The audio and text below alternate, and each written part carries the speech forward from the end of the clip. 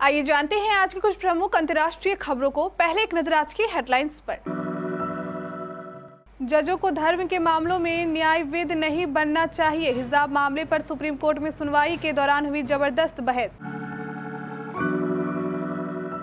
केंद्रीय कैबिनेट का बड़ा फैसला, इन 5 राज्यों की कई जातियों को अनुसूचित जनजाति में किया गया शामिल।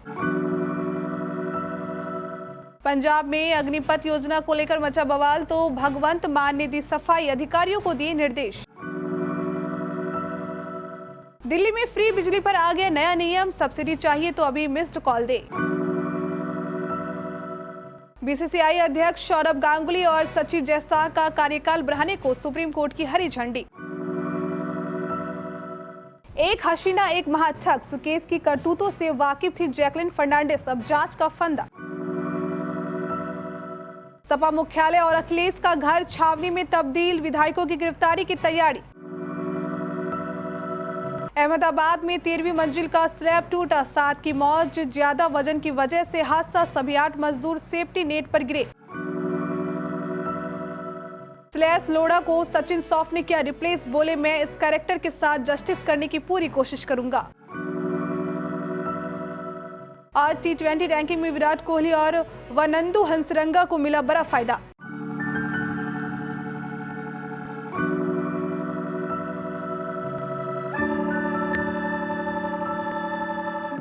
हिजाब पहनने पर उठे विवाद मामले में सुप्रीम कोर्ट में आज अहम सुनवाई हुई। याचिकाकर्ताओं में से एक के वकील आदित्य सोंघी ने दलील दी कि मैं जस्टिस सच्चर समिति की रिपोर्ट के निष्कर्ष का उल्लेख करता हूं। इसमें यह निष्कर्ष निकाला गया था कि हिजाब, बुर्का आदि पहनने की अपनी प्रथाओं के कारण मुस्लिम महिलाएं भेदभाव का सामना कर रही थी। सोंघी ने नाइजीरियाई सुप्रीम कोर्ट के एक फैसले का हवाला देते हुए कहा कि लागोस के पब्लिक स्कूल में हिजाब के इस्तेमाल की अनुमति दी थी। सरकार के आदेश को आखिरकार स्कूलों पर छोड़ देना चाहिए। इन परिस्थितियों में कौन सी सार्वजनिक व्यवस्था की समस्या पैदा होती है, किसी आधार पर ही लड़कियों ने इसे पहना है। और कर्नाटक हाईकोर्ट की सरकार के आदेश को न केवल धर्म की स्वतंत्रता, शिक्षा के अधिकार का उल्लंघन, बल्कि अनुच्छेद 15 का भी उल्लंघन है, जो भेदभाव है।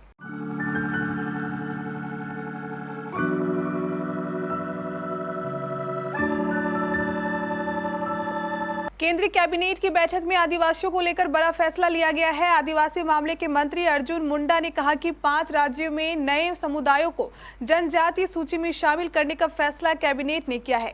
5 राज्यों की कई जातियों को अनुसूचित जनजाति में शामिल किया गया है। केंद्रीय मंत्री अर्जुन मुंडा ने कहा कि छत्तीसगढ़, हिमाचल प्रदेश, तमिलनाडु, कर्नाटक और उत्तर प्रदेश की कई जातियों को अनुसूचित जनजाति की सूची में शामिल किया गया है।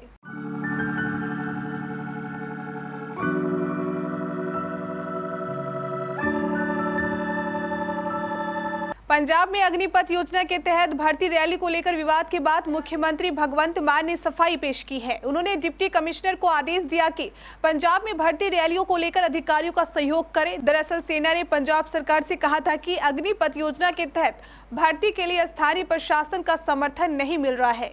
ऐसे में या तो भर्तियों को स्थगित किया जाएगा या अन्य पड़ोसी राज्यों में शिफ्ट कर दिया जाएगा। इसके बाद भगवंत मान ने ट्वीट करके सफाई दी है।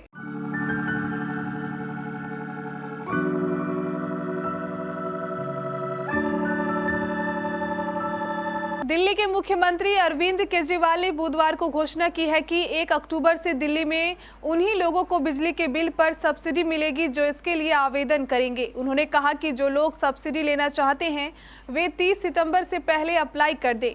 उन्होंने बताया कि इसके लिए ऑफलाइन और ऑनलाइन दोनों तरीकों से आवेदन किया जा सकता है।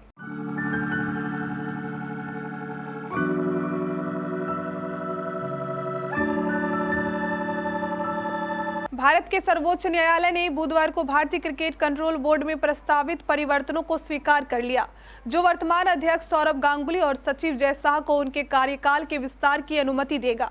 गांगुली और शाह दोनों का पहला कार्यकाल इसी महीने की शुरुआत में बीसीसीआई के संविधान में कूलिंग ऑफ पीरियड कॉलेज के कारण खत्म हो गया था। अब बीसीसीआई अध्यक्ष सौरभ गांगुली और सचिव जय शाह का कार्यकाल बढ़ाने को सुप्रीम कोर्ट ने हरी झंडी दे दी है।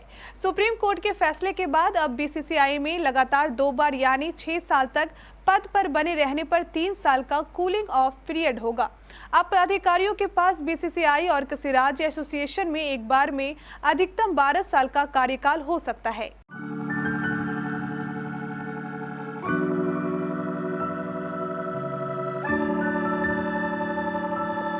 बॉलीवुड एक्ट्रेस जैकलीन फर्नांडिस अब दिल्ली पुलिस की आर्थिक अपराध शाखा के रडार पर आ गई हैं। बुधवार को जैकलीन EOW के उन सवालों का सामना कर रही हैं जिसका ताल्लुक उनसे और तिहाड़ जेल में बंद महाठग सुकेश चंद्रशेखर से है।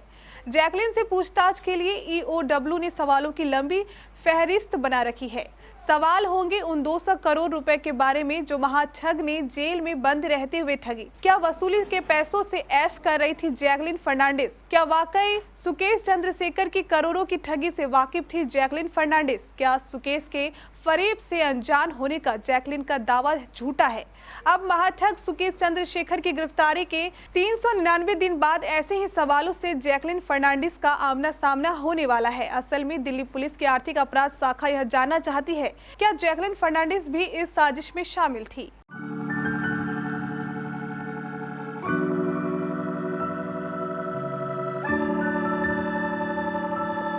यूपी में समाजवादी पार्टी का महंगाई, बेरोजगारी और भर्तियों में धांधली को लेकर योगी सरकार के खिलाफ धरना प्रदर्शन पर पुलिस का पहरा दिखाई दिया। इस प्रदर्शन से पहले ही पुलिस ने कई विधायकों को हिरासत में ले लिया। वहीं लखनऊ में समाजवादी पार्टी के कार्यालय को पुलिस छावनी में तब्दील कर दिया गया। सपा ने आरोप लगाया कि पुलिस सपा विधायकों को अपने घरों से निकलने नहीं दे रही।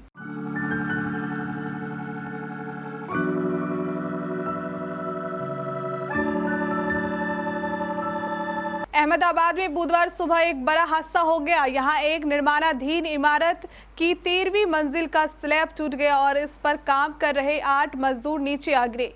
इनमें से 7 की मौके पर ही मौत हो गई और एक घायल हो गया। फायर ब्रिगेड के मुताबिक सभी मजदूर एक साथ स्लैब पर खड़े थे। बताया जा रहा है कि ज्यादा वजह होने से यह हादसा हुआ। स्लैब कमजोर था। स्लैब टूटते ही सभी 8 मजदूर एक साथ नीचे गिरे।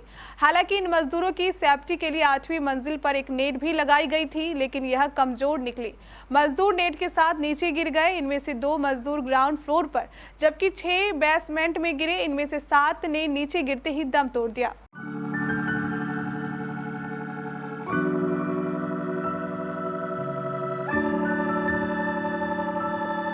तारक मेहता का उल्टा चश्मा में तारक मेहता की भूमिका निभाने वाले शैलेश लोढ़ा ने यह शो छोड़ दिया है। शो में शैलेश को रिप्लेस करके सचिन श्रॉफ ने उनकी जगह ले ली है। हाल ही में टाइम्स को दिए एक इंटरव्यू में सचिन ने इस बारे में खुलकर बात की और कहा कि वो इस कैरेक्टर के साथ न्याय करने की पूरी कोशिश करेंगे। साथ ही उन्होंने ये भी कहा कि वो दिलीप जोशी के साथ काम करने के लिए बहुत एक्साइटेड है।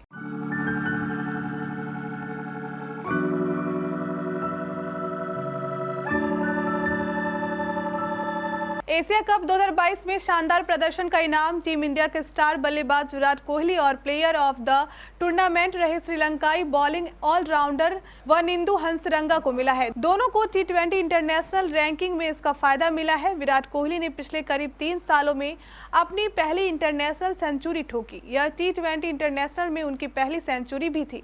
T20 इंटरनेशनल बल्लेबाजों की रैंकिंग में विराट ने 14 पायदान की छलांग लगाई और 15वें पायदान पर पहुंच गए हैं। वहीं प्लेयर ऑफ द टूर्नामेंट रहे वनिंदु हंसरंगा T20 गेंदबाजों की रैंकिंग में 3 पायदान की छलांग के साथ 6ठे नंबर पर पहुंच गए हैं।